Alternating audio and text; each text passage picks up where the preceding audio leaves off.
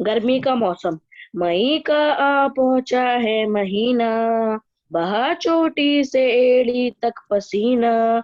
बजे 12 तो सूरज सर पर आया, हुआ पैरों तले पुशीदा साया। चली लू और तड़ाके की पड़ी धूप, लपट है आग की गोया कड़ी धूप। जमीन है या कोई जलता तवा है, कोई शोला है या पछवा हवा है। दरो दीवार है गर्मी से तपते, बनी आदम है मछली से तड़पते।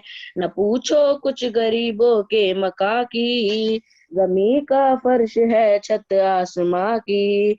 न पंखा है न टिट्टी है न कमरा, जरा सी झोपड़ी है मेहनत का समरा। अमीरों को मुबारक हो हवेली, गरीबों का भी है अल्लाह बेली।